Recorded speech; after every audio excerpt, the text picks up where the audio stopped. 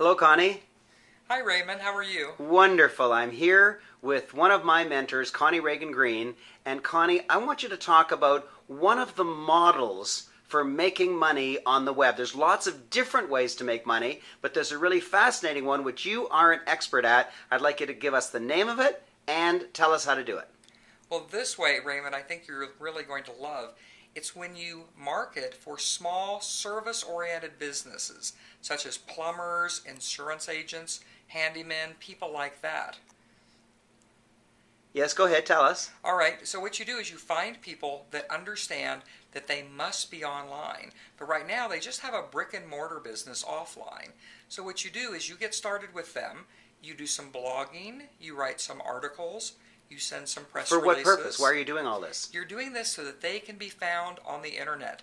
So that when someone goes to Google and searches for plumbers in Los Angeles or an insurance agent in Oklahoma City, they'll be able to find the people that you're doing this work for immediately. So you're doing marketing for a brick and mortar business, an existing service-oriented brick and mortar business. Okay, and so this is instead of putting ads on billboards or yellow pages or such.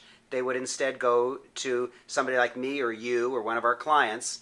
And how do they pay you?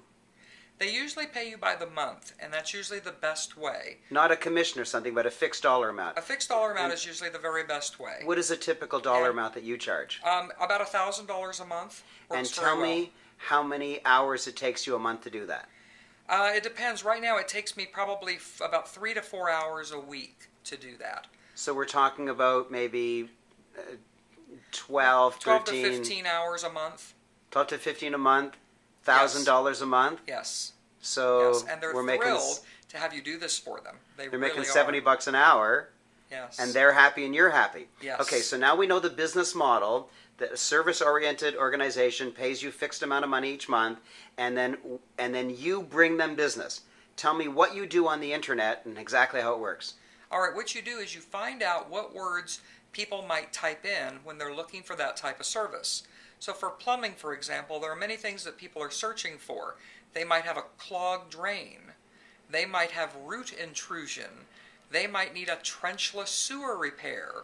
So you're using these words in the titles of your blog post, in the titles of your articles, and when people type it in, then they're finding out what the problem is, what city they need help in, and they're able to find the blog you've set up, or the articles that you've written, or the press releases that you've sent.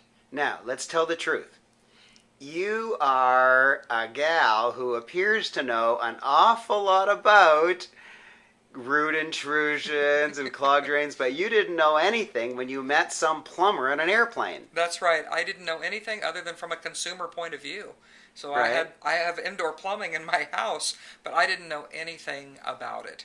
So they agreed to pay you $1,000. This is a real case. They agreed to pay you $1,000 a month. They sat beside you on an airplane. Yes. They saw you were reading a book on the internet, and they said, "Oh my gosh, can we hire you?" Yes, it was as simple as that. That's exactly how it happened. Before you got off the airplane, you shook hands, and they were going to give you $1,000 a month. Right. And you confessed to them you knew nothing about plumbing, but you'd learn. Right. So then, how did you learn? Well, I went to their website. They had a website, and it had some things of interest. It had different categories, and so I wrote down those categories. Then I went to Google and did a search. So they had something called a tankless water heater. I had heard of it, and I had a friend that I believe was looking into that, but I think it was expensive, so I didn't know any details. I'd never seen one. But they had that as a category on their website. So you wanted to drive business for that. Right, because I know that that's something that they can make a lot of profit on. So I went to Google, I did some research, and I found pictures and diagrams and detailed information. That you just read like a normal human could read. I read that, a variety of sites out there, and I made that as a blog post, and I turned it into an article. Now, you didn't cut and paste, because that's not proper. No, you don't want to take anybody else's writing, no matter what site it's from. Right, but you read it, yes, and then turned your eyes away and typed, because right. It's pretty easy to remember that stuff, but it would then be your own words. Right. So you knew nothing about plumbing except that yours was indoor. Right. And you just Googled whatever root intrusion, clogged drain. Yes. You read about it and wrote a blog post. Read about it, wrote a blog post. Put it up on e-zine articles, and made a little mention in Facebook. Opened up a Twitter account. Yes. Yes. Wow. Okay. So when you got onto the airplane, you didn't know that you were going to know anything about plumbing. No, I had no idea, and that's been 18 months now. And they pay you $1,000 every month. Yes, and they're thrilled to have me as part of their team. They consider me a team member. Now, here's the funny thing. You've taught them what you do and told them that for those few hours a month, one of their staff could easily do it. Yes. Okay, so you've been truthful about that. Right, and I thought tell me that what that would happened. happen. I was thinking that they had, because I've been to their office 2 different times now just to visit, to see what it's like. And I believe that they had someone on their payroll that could do, especially after I had been doing it for 6 months or so. It was pretty easy to figure it out. Easy, and I thought, well, gee, it would just be easier to have that as part of someone's duties. But usually the people are very busy. The idea of writing is very scary to them many times, and they just don't do it. And so there's no one in the family, no one that works for them. And so they've asked me to please stay with them and to continue doing this work for them. Now, my clients are interested in making some money online.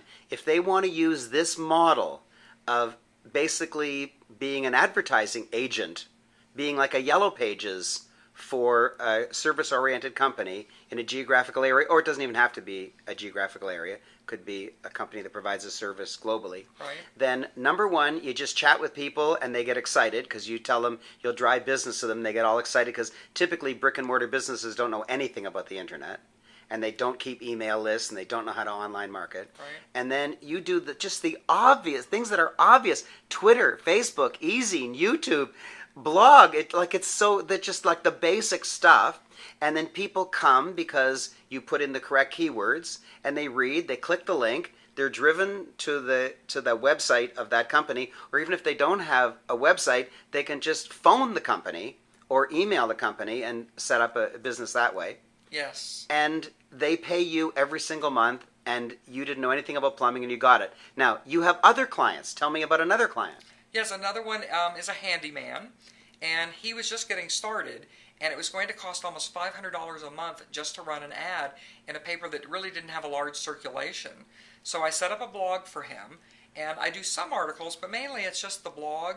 And so I said, what types of things do you do as a handyman? And he told me some things, and then I said, what is it you don't like to do? And he told me some of the jobs he doesn't like to do. So I only write about the things that he wants to be called and asked to do.